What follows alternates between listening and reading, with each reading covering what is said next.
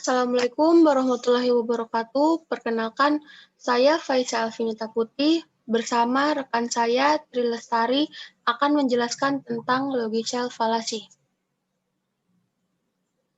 Pembahasan pertama akan dibahas oleh saya sendiri. Logical fallacy. Fallacy berasal dari bahasa Latin fallacia atau deception.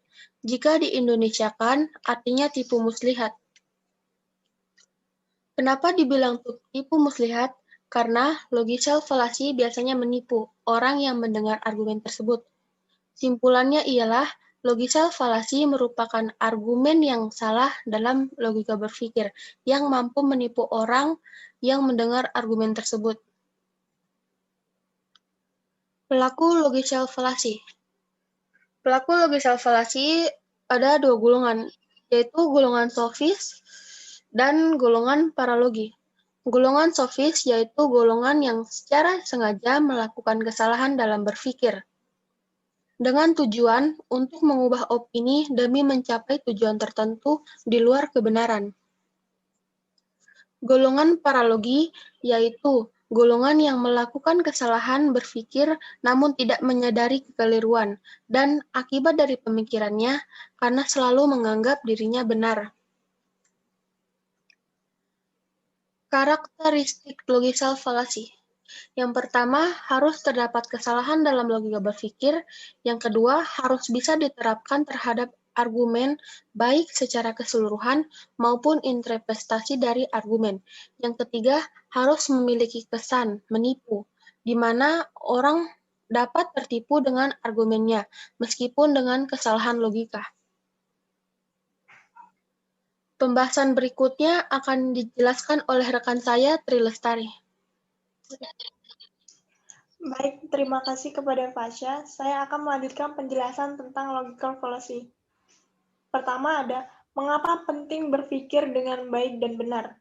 Karena jika kita tidak bisa berpikir dengan baik dan benar, kita tentu saja dapat tertipu, yang berakibat buruk kepada diri kita sendiri dan juga orang lain, bahkan orang banyak.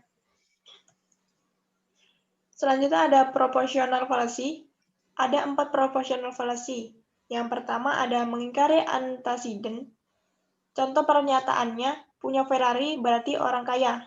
Fallacy-nya, yang tidak punya Ferrari berarti orang miskin. Yang kedua ada mengafirmasi konsekuen. Contoh pernyataannya, saya lagi flu, oleh sebab itu saya batuk.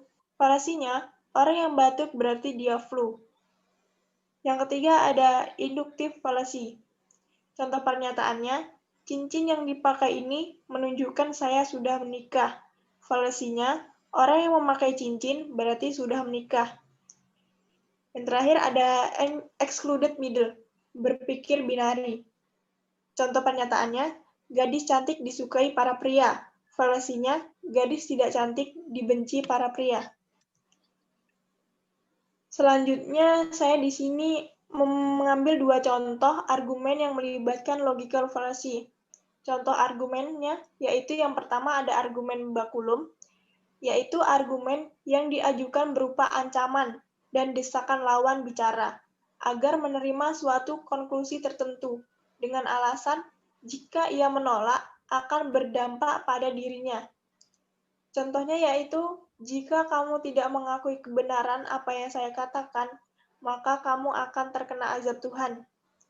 Yang kedua ada argumentum misericordiam, yaitu argumen yang sengaja dilakukan untuk mendapat belas kasihan dari lawan bicara, dengan tujuan untuk mencapai keinginan tertentu. Contohnya, saya mencuri karena saya miskin dan tidak bisa membeli sandang dan pangan. Sekian penjelasan dari saya kembalikan kepada Fasya. Sekian dari penjelasan kami tentang logical fallacy. Terima kasih. Wassalamualaikum warahmatullahi wabarakatuh.